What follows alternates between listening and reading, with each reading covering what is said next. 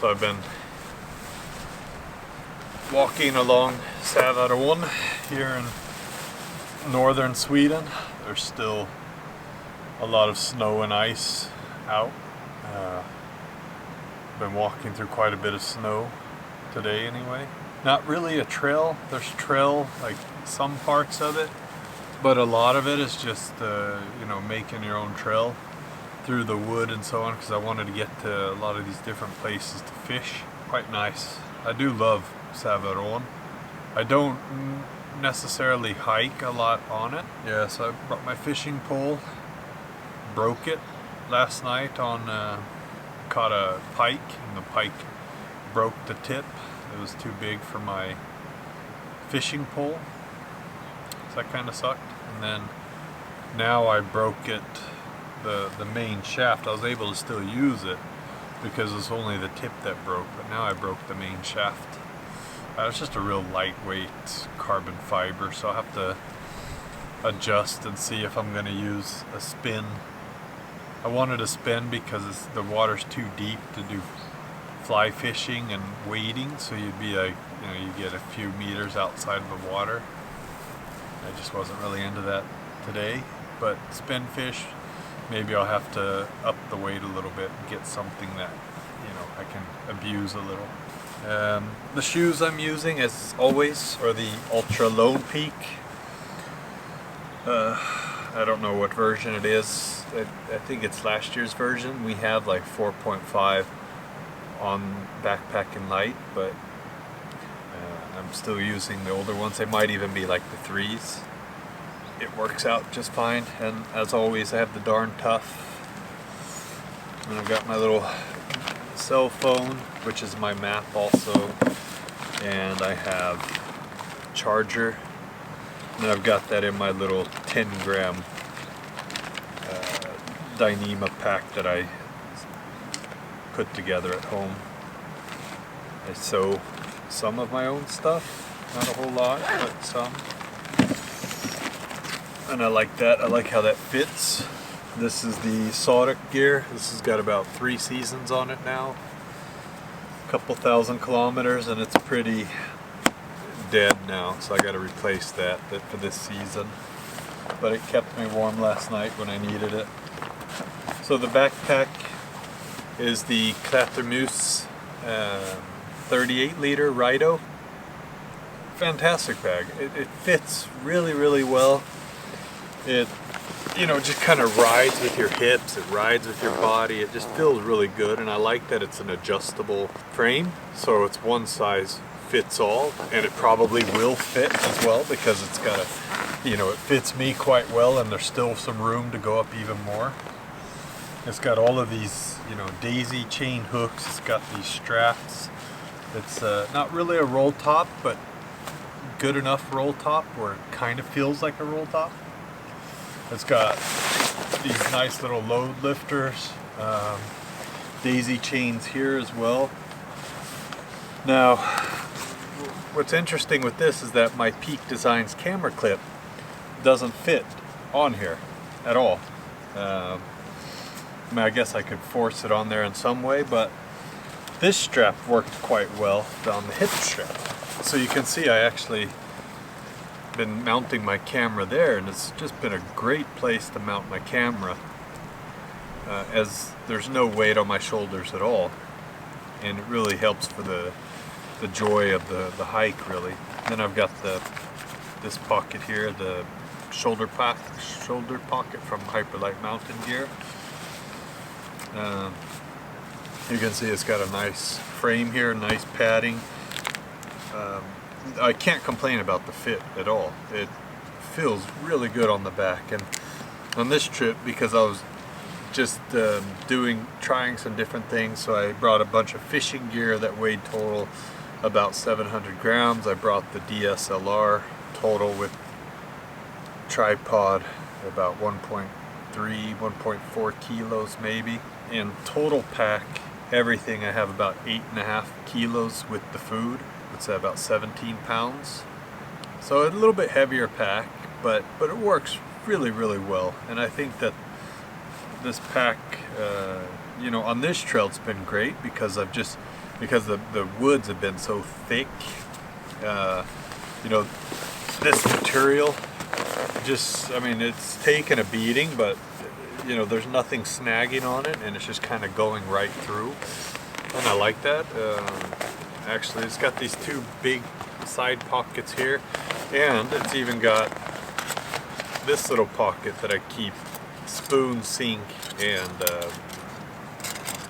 the Vargo Dig, that little shovel. So I keep those together there. That's a really great pocket. I wish more suppliers would offer that, especially if they're not offering a mesh. All in all, I'm very pleased with the backpack. I mean, I do have one major complaint, and that's the weight. In the pre-production model, they had, it was 1.1 kilos.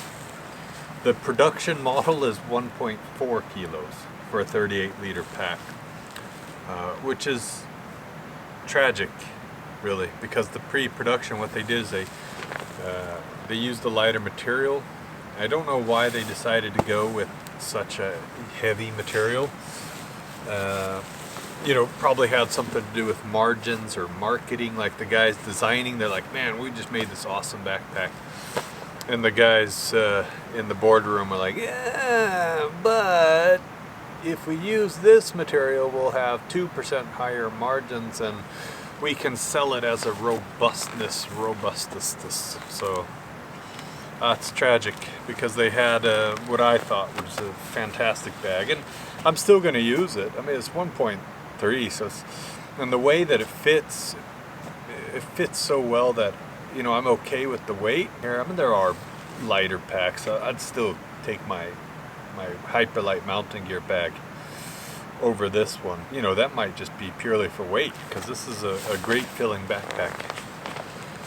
So what I have inside, as always, I use my packing pods. Nothing strange there. I have the 4400 large, and I find that they kind of fit in all backpacks. So I really like how they flatten out, and I put that on the very top, and you can kind of see maybe here. So my backpack up to here, it's the pack liner, and then I've got all of the stuff I want to keep dry under that, and then I kind of fill out the empty spaces between the pack liner and the pack itself. In that little space, I keep like my rain jacket, rain clothes, stuff that's okay, you know, if it's wet. And then I roll that roll top pack liner so it goes down to here, and then I'll put wet stuff on top of that. Now I didn't have any wet stuff, so I didn't have to. I could just put my food bag right on top. And even though I have a pack liner, I pretty much keep everything in watertight. So I have my little stuff sack for toilet paper, which I usually keep separate. I've got my Kindle, and now this is my tent. This is the Nordisk Lofoten 2. They call it a two-man tent. Yeah, I don't know. It's not a two-man tent. It might be half a man tent. It might be a dog tent. It's tiny, and you can see that in some of the videos as well. But I'm actually okay with that because I still fit in it. Let's put it this way: if I want to buy a tent, I wouldn't buy the Lofoten for 99% of the stuff I'm going to do. If I want to buy a bivy sack, then I would buy the Lofoten. I thought my question would be, how much do I hate it? And who's it good for? And for me, it's more like, you know, I actually like it, and I'll probably use it more often on these kind of trips when I'm mainly walking, fishing, and then I'm just going to sleep inside the tent. And last night it started raining, so I was putting it up in the rain, and then I just kind of jumped in and got everything sorted inside. That's not an optimal way to use this, especially if you're big as me. I'm 190 centimeters, 6'2", 6'3", and 205 pounds. So I'm kind of big, and this is a very small tent. So like I said, if you see it as a tent, you're going to be highly disappointed. But if you use it as a replacement for a bivy sack, then you'll be extremely happy with it. This little jumble here, that is the new Thermarest ultralight. The Cumulus Incredilight. I've always had this one with me, not regardless of temperature, but if I'm going anywhere cold or up in the mountains, then I always have that one. I just like having the hood, how much it packs down, and it gives me an extra warmth. And then I've got another packing pod, so I've got my sleeping bag all the way down there. This packing pod on top of that, which is just extra clothing, and my pillow, and my toothbrush, and an eye mask. I'm using the really heavy Sea to Summit Aeros Down Pillow Deluxe, and it's because I can fold it over, and then I get this like can really push my head up, and when I do that I don't get hardly any pain in my back. So and I've got the the lightweight Chinook socks, which is like an insulated sock. The towel,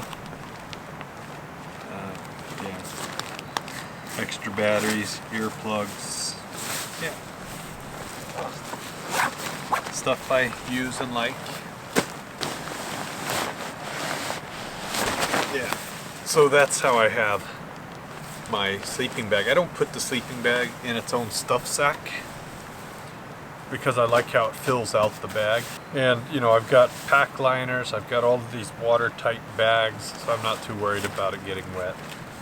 And for this trip I'm using the Sea to Summit Spark 3. This is a comfort level of, I think, around 0. Kept me warm down to 0. Well, it says -8, but that's got to be the temp. I wouldn't take this to -8 unless I had more clothes on. Yeah, comfort -2. High quality down bag that you wouldn't be disappointed with. You know, I fit well in it. It's comfortable, it's warm, it's light, so I mean, you can't really ask much more than that.